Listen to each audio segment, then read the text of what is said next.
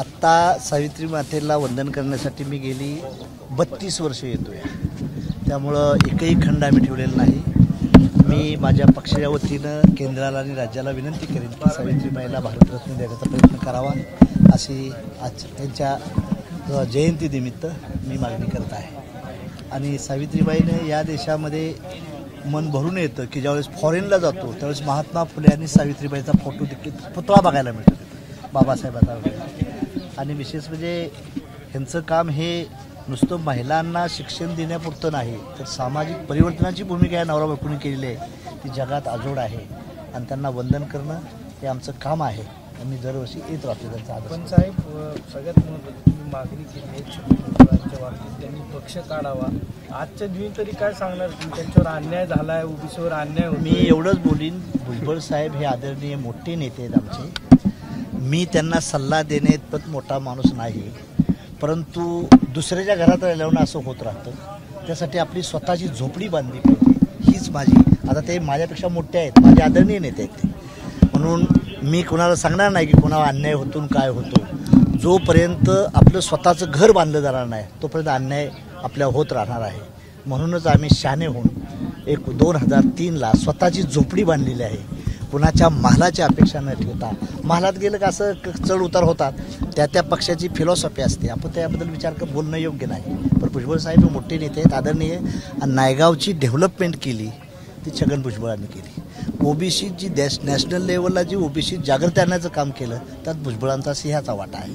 त्यामुळे भुजबळ साहेबांना सल्ला देणं इतपत मी मोठा नाही, पण मी त्यांचा धाकटा भाऊ म्हणून मी त्यांना सांगेन की आपलं घर बांधलं तरच आपलं उद्या येणाऱ्या पिढीचं चांगलं होईल, एवढीच माझी त्यांना. पण मंत्रिमंडळात ओबीसी नेते आहेत, मात्र ओबीसीचा आवाज उठवणारा नेता भुजबळ साहेब पाहिजे होता असं नाही. आता त्याच्याबद्दल मी अभिप्राय मांडणार नाही. मी युतीवर बी नाही, NDA बरोबर नाही, महायुतीवर नाही.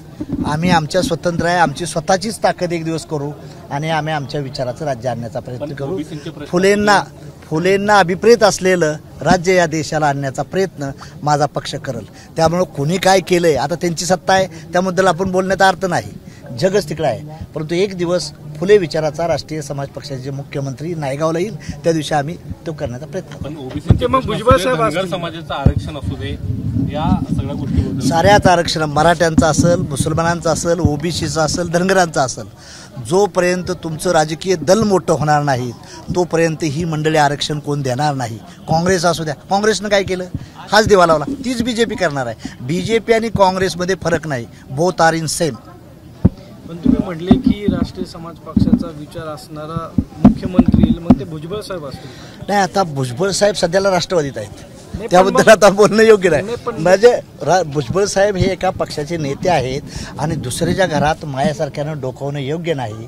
भाजपात काय चाललंय, राष्ट्रवादीत काय चाललंय, तुमचं घर काय आहे ती बाजू बघण्याचा अधिकार आहे. दुसऱ्या पक्षाबद्दल एक लक्ष, राष्ट्रीय समाज पक्षाचा मुख्यमंत्री येईल मी म्हटलो होतो. आणि राष्ट्रीय समाज पक्ष हा फुलेवाद घेऊन चाललेला पक्ष आहे, म्हणून म्हणतोय मी त्या विचारात. आता तुम्ही एकला चौरीची भूमिका घेतली, स्थानिक स्वराज्य संस्थांच्या निवडणुका आगामी तोंडावर आहेत, त्यात काय भूमिका? मी उद्या दिल्लीला आहे, दिल्लीला देखील मी जागा लढवतोय, बिहारमध्ये जागा लढवतोय.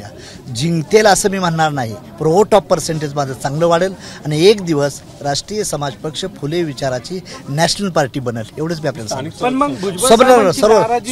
स्वतंत्र लढवणार आहे.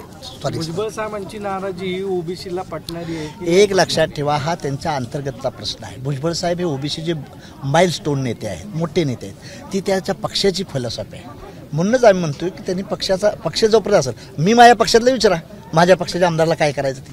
मी आता दुसऱ्याचा इशारा कसा घेणार? मी पण तुमचं पक्षाचा आमदार तर माझा पक्षाचा आमदार निवडून आलेला आहे.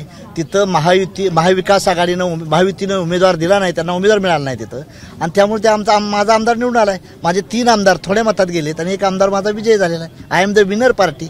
BJP बरोबर बी नाही आणि काँग्रेस बरोबर नसताना विनिंग पार्टी आली माझी, हे लक्षात ठेवा. I am not demander, we are a commander. ABP Majha, उघडा डोळे बघा नीट.